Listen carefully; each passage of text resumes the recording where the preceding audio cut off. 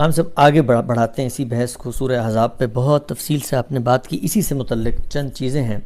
اور ایک عام آدمی جو مذہب کی طرف رجوع کرتا ہے، آپ کی پوری یہ گفتگو سننے کے بعد جب اس کے سامنے رسول اللہ صلی اللہ علیہ وسلم کی خود جو آپ کی اہلیہ ہیں، ازواج مطہرات میں سے ایک خاتون ہیں، ان سے منسوب ایک بات سامنے آتی ہے، تو معلوم یہ ہوتا ہے کہ احزاب کے اندر جو احکام ہیں جو دیے گئے ہیں ازواج مطہرات کو، اس کا مقصد عفت اور پاکیزگی ہی ہے. اس کا مقصد جو ہے وہ تحفظ نہیں ہے. میں روایت پڑھتا ہوں آپ سے.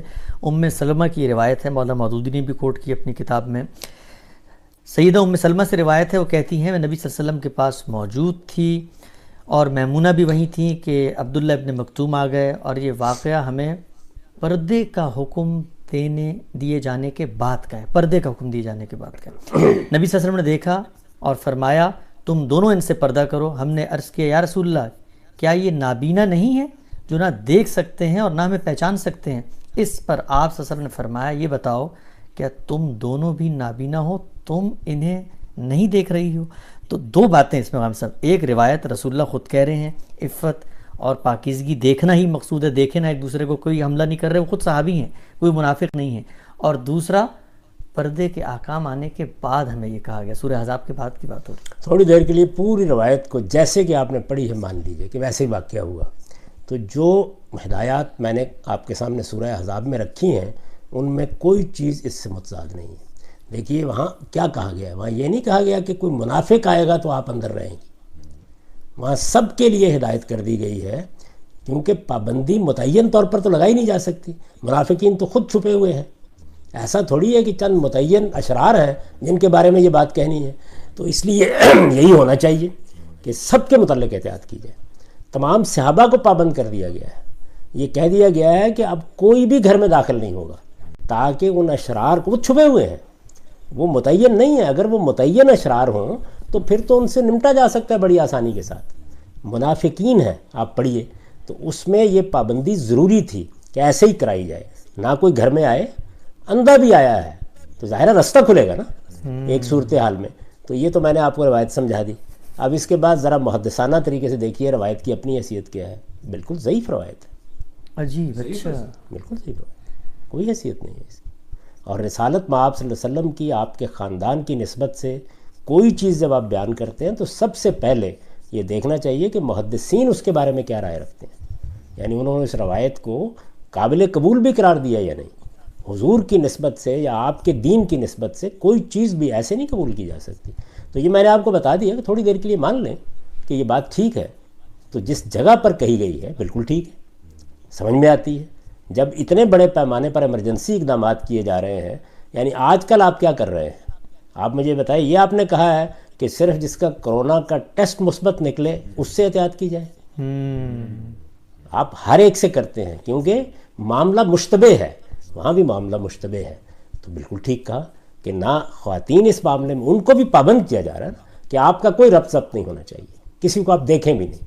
یہ پابندی لگائی گئی ہے، کوئی اندر دروازے میں داخل بھی نہ ہو. لوگ آتے تھے مسجد میں بیٹھے ہوتے تھے، کوئی ضرورت پڑی پانی لینا ہے کچھ کرنا ہے اندر چلے گئے. عربوں کا عام جیسے دیہات کا طریقہ ہوتا ہے. تو یہ کہہ دیا گیا کہ نہیں، پردہ تان دیا گیا ہے. اب جس نے مانگنی ہے کوئی چیز وہ پردے کے پیچھے سے مانگ لے. تو وہ میں نے سب سمجھا دیا آپ کو. اس میں پابندی صرف چند متعین اشخاص پر نہیں لگائی جائے گی، ہر ایک پر لگائی جائے گی، تبھی بچیں گے سب لوگ. اس وقت میں آپ بالکل ٹھیک بیٹھے ہوئے ہیں، ہمیں بھی پابند کر دیا گیا گھروں کے اندر رہو. یعنی پہلے سمجھیں اس بات کو. لیکن اس سب کچھ کے باوجود آپ کو روایت اس وقت پیش کرنی چاہیے جب وہ سند کے لحاظ سے قابل قبول ہو. یہ روایت ضعیف روایت ہے. جی، ایک اور روایت غام صاحب یہ ثابت بن قیس انصاری سے. وہ کہتے ہیں کہ ایک عورت نبی صلی اللہ علیہ وسلم کی خدمت میں حاضر ہوئی جو اس نے اپنے چہرے پر نقاب ڈالا ہوا تھا اور وہ اپنے بیٹے کے بارے میں پوچھنے آئی تھی جو جہاد میں قتل ہو گیا تھا. نبی صلی اللہ علیہ وسلم نے کہ کسی صحابی نے اس سے کہا تم چہرے پر نقاب کیوں کیے ہوئے ہو اور اپنے بیٹے کے بارے میں پوچھنے آئی ہو؟ تو اس عورت نے جواب دیا کہ میں نے اپنا بیٹا کھویا ہے، اپنی حیا نہیں کھوئی. اس کو بھی بالکل اسی طرح تسلیم کر لیجئے کہ اس وقت کی تہذیب میں، تمدن میں کچھ خواتین کا یہ طریقہ تھا. اگر یہ طریقہ کچھ خواتین کا نہ ہوتا تو صحابہ استفسار کیوں کرتے؟ پھر تو ہر خاتون نے نقاب اوڑھا ہی ہوتا، یہ بڑا اہم نقطہ صاحب نے پھر تو کسی کو سوال کرنے کی ضرورت ہی پیش نہیں آتی۔ تو مختلف خواتین اپنے پس منظر، اپنے مزاج کے لحاظ سے بہت سی باتیں کہتی ہیں۔ ہماری مائیں تھیں، انہوں نے ایک خاص معاشرت کے پس منظر میں زندگی بسر کی تھی، وہ بعض چیزوں کے بارے میں بالکل تعجب میں آ جاتی ہے، اچھا یہ بھی کرنا پڑے گا، اچھا یہ بھی ہو سکتا ہے۔ آپ دیکھیے کہ ہمارے ہاں ایک رائے قائم کر لی گئی ہے کہ کسی خاتون کے بالوں پر نظر نہیں پڑنی چاہیے، تو یہاں تک نوبت پہنچ گئی کہ اگر کسی خاتون نے بالوں میں کنگھی کی ہے، ٹوٹ کر بال اس میں آ گئے ہیں، اب ان کو دفن کرنا چاہیے۔ اچھا یہ ایسے آئی ہے ہمارے جو مٹی میں اب دفناتے ہیں؟ دیکھیں نا، اسی وجہ سے کہ اس کے بالوں پر نظر نہیں پڑنی چاہیے۔ تو عام طور پر جب چیزیں اس طریقے سے کسی معاشرت کے اندر جاتی ہیں تو یہ صورتیں اختیار کر لیتی ہیں۔ اس میں اگر فرض کر لیجئے کہ ہماری اہلیہ ہے، ان کا اطمینان ہو گیا اس بات پر کہ یہ فضول سی چیز ہے، اور انہوں نے بال جو تھے وہ وہیں کہیں ڈال دیے، تو اب ہو سکتا ہے کہ اماں جان نکلیں اور کہیں کہ اچھا حیائی ختم ہو گئی، تم نے یہ بال ایسے ڈال دیے۔ تو مختلف طبیعتیں، مزاج، افتاد طبع، روایتیں ہر سوسائٹی میں موجود ہوتی ہیں، مان لیجئے، لیکن آپ کی اطلاع کے لیے عرض کروں کہ یہ بھی ضعیف روایت ہے۔ عجیب، اچھا۔ از راہ کرم پہلے تحقیق کرنی چاہیے کہ کون سی روایت قابل ہے، حضور کی نسبت سے ضعیف چیزیں نہیں پیش کی جا سکتی، نہ حکم میں، نہ ہدایت میں، نہ تاریخ میں، نہ فضائل میں، کہیں بھی نہیں پیش کی جا سکتی۔ محدثانہ تنقید سے ہر روایت کو گزرنا چاہیے۔ یہ جو روایتیں ہیں، یہ میں نے چونکہ مختلف علماء کی کتابوں سے لی ہیں، مولانا مودودی کی کتاب سے زیادہ روایتیں لی ہیں۔ ایک اور روایت پیش کرتا ہوں، ابو اسید انصاری کا بیان ہے کہ ایک مرتبہ مرد اور عورت رستے میں مل کر چل رہے تھے، رسول صلی اللہ علیہ وسلم مسجد سے باہر تشریف لا رہے تھے، تو اس موقع پر انہوں نے رسول اللہ صلی اللہ علیہ وسلم کو یہ فرماتے ہوئے سنا کہ وہ عورتوں کو کہہ رہے ہیں کہ پیچھے رہا کرو، راستے کے درمیان میں چلنا تمہارے لیے مناسب نہیں، تمہیں تو راستے کے کناروں پہ چلنا چاہیے۔ یہ راوی فرماتے ہیں کہ اس کے بعد عورتیں دیواروں کے ساتھ ایسے لگ کے چلتی تھیں کہ ان کے کپڑے دیواروں میں اٹک جاتے تھے۔ اچھا، میں اس کو بھی میں نہیں مان لیتا ہوں۔ یعنی آپ یہ دیکھیے کہ کسی بھی سوسائٹی کے اندر، خاص طور پر دیہاتی زندگی میں، خواتین کو دن میں نکلنا ہے، رات میں نکلنا ہے۔ آپ کے علم میں ہے کہ حضور صلی اللہ علیہ وسلم کے زمانے میں مسجد میں خواتین آگے نماز پڑھتی تھیں، فجر کی نماز بھی، عشاء کی نماز بھی۔ اس میں روایتوں ہی سے یہ معلوم ہوتا ہے کہ ایک خاتون کو ریپ کر لیا گیا، ایک بڑا حادثہ پیش آ گیا۔ اب اس طرح کی صورتحال میں فرض کیجئے کہ حضور نے کسی وقت یہ کہا ہو کہ جب تم لوگ چل رہی ہوتی ہو تو ذرا کنارے کنارے چلا کرو تاکہ اس طرح کے کسی حادثے سے بچی رہو، اور مردوں کے اور ان کے درمیان جیسے مثلا صفوں میں ہدایت کی کہ وہ پیچھے باندھ لیں، تو آداب سکھا دیے، چلنے کے آداب، اس طرح کی چیزوں کے آداب مان لیجئے تھوڑی ذرا۔ لیکن پھر آپ کی اطلاع کے لیے عرض ہے یہ روایت بھی ضعیف ہے۔ تو ہم سے یہ تو ساری روایتیں ضعیف آپ قرار دیں۔ زیادہ تر جو اس معاملے میں قصے اور روایتیں بیان کی جاتی ہیں وہ محدثانہ تنقید کے معیار پر پوری نہیں اترتی۔ یعنی یہ ضعیف آپ کی محض کوئی رائے نہیں ہے، یہ ضعیف محدثین کا حکم ہے؟ میں اپنی کوئی تحقیق نہیں بیان کر رہا، تمام محدثین ان روایات کو ضعیف قرار دیتے ہیں۔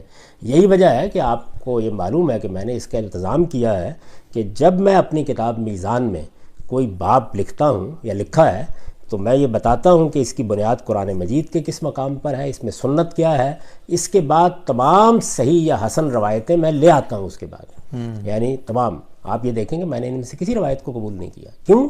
وجہ کیا ہے کہ محدثین ہی قبول نہیں کرتے۔ ٹھیک ہے، تو پہلی چیز تو یہ ہے کہ روایت کی سند دیکھنی چاہیے، یعنی پہلا کام، روایت جب ہمارے سامنے آئے گی، روایت رسالت مآب صلی اللہ علیہ وسلم کا اپنا ارشاد براہ راست نہیں پہنچ رہا، سننے والے بیان کر رہے ہیں، تو اس لیے محدثین نے یہ جو فن ایجاد کیا کہ یہ دیکھا جائے گا کہ بیان کرنے والے کون ہیں، یہ دیکھا جائے گا کہ ان کا اتصال تاریخی لحاظ سے ہو سکتا ہے یا نہیں ہو سکتا، یہ دیکھا جائے گا کہ ان کے حفظ و اتقان کی نوعیت کیا ہے۔ تو اگر آپ یہ دیکھ لیتے ہیں سب چیزیں اور اس کے بعد روایت قابل اعتنا ہوتی ہے، ورنہ ان میں کوئی قابل اعتراض بات نہیں ہے، میں پھر عرض کر رہا ہوں، یعنی قابل قبول ہے اپنے مضمون کے لحاظ سے، صرف سمجھانے کی ضرورت ہوگی کہ کس موقع کی بات ہے۔ اور روایتوں کے بارے میں یہ اصول بھی سمجھ لیجئے کہ وہ سب موقع و محل میں رکھ کے دیکھی جاتی ہیں، یعنی کیا صورتحال ہے۔ اب اگر فرض کر لیجئے میں یہ کہوں کہ ریپ کے اس واقعے کو ہونے کے بعد حضور نے بعض احتیاطی تدابیر کے لیے کہا، تو پریکاشنری میجرز ہیں، تو ظاہر بات ہے کہ کہہ دیا جائے۔ اچھا، یا عام آداب کے طور پر یہ بات بیان کر دی تاکہ کوئی ناخوشگوار حادثہ پیش نہ آئے، تب بھی ٹھیک ہے، کوئی مسئلہ نہیں۔ لیکن میں اس کو کبھی بھی اپنی کسی کتاب میں درج نہیں کروں گا، ان روایات کو نہیں بیان کروں گا۔ جو اہل علم ان کو بیان کرتے ہیں ان کو سب سے پہلے یہ بتانا چاہیے کہ یہ ضعیف روایت ہے۔ ٹھیک، ہم سب ایک اور روایت ہے، یہ سیدنا علی سے ہے کہ ایک موقع پر وہ رسول اللہ صلی اللہ علیہ وسلم کے پاس بیٹھے تھے، آپ نے لوگوں سے پوچھا عورت کے لیے کس چیز میں خیر ہے، تو سب لوگ خاموش رہے۔ علی رضی اللہ تعالیٰ عنہ کہتے ہیں کہ میں جب گھر میں گیا تو وہاں پر فاطمہ موجود تھیں، تو میں نے سیدہ فاطمہ سے پوچھا کہ تم بتاؤ عورتوں کے لیے کس چیز میں بھلائی ہے، تو سیدہ نے جواب دیا کہ ان کو غیر مرد نہ دیکھیں۔ علی رضی اللہ تعالیٰ عنہ کہتے ہیں کہ پھر یہ بات میں نے نبی صلی اللہ علیہ وسلم کے سامنے ذکر کی تو آپ نے فرمایا فاطمہ میرے جسم کا حصہ ہے۔ میں لیکن اس سے پہلے کہ میں اس پہ وقت صرف کروں، عرض کرتا ہوں کہ یہ بھی ضعیف روایت ہے۔ جی، تو یہ جتنی اس طرح کی روایتیں بیان کی جاتی ہیں، بلکہ میں نے کیا آپ آپ کو ذمہ داری سے بتایا، کہہ رہے ہیں ہم سب ضعیف؟ آپ تحقیق کر لیں، اگر کوئی ہوگا تو میں روایت سمجھا دوں گا۔ یعنی یہ ان روایتوں میں مضمون کے لحاظ سے کوئی ایسی چیز نہیں ہے کہ جو اس موقف پر اثر انداز ہوتی ہے۔ اپنا اپنا موقع و محل بتایا جا سکتا ہے کہ یہ بات کس لحاظ سے کہی گئی ہے۔ یعنی ظاہر ہے کہ ایک عفت مآب خاتون جو ہے وہ اگر یہ کہتی ہے کہ بھئی اجنبی مردوں سے اجتناب کرنا چاہیے، تو اس میں کون سی ایسی چیز ہے، یا اس میں لاخیرے کا کیا پن ہے؟ ہمارے دین نے جس طریقے سے جنسی تعلق کو یا محبت کے تعلق کو میاں بیوی تک محدود کیا ہے، اس میں ظاہر ہے کہ اجنبی مردوں سے متعلق یہ جذبات اگر کسی خاتون کے پیدا ہوں یا وہ بیان کرے تو بہت قابل تحسین ہے۔ اس کو عفت حیا کے تصورات سے متعلق کیا جا سکتا ہے، یہ میں سمجھا دوں گا، لیکن میں پھر گزارش کروں گا کہ یہ جتنی اس طرح کی روایتیں ہیں چونکہ ہمارے اس ذہنی اسٹرکچر میں ٹھیک بیٹھتی ہیں تو ہم ان کو بیان کر دیتے ہیں۔ یہی وجہ ہے کہ جس وقت الحجاب کا مولانا مودودی صاحب، مولانا سید ابوالرحمۃ صاحب مودودی، میں تو ان کی بڑی غیر معمولی عزت کرتا ہوں، ان کی کتاب الحجاب عربی زبان میں جب چھپی ہے ترجمہ اس کا، تو ناصر الدین البانی صاحب نے اس کے اوپر تنقید لکھی تھی کہ اس میں روایات تمام تر ضعیف روایت ہیں۔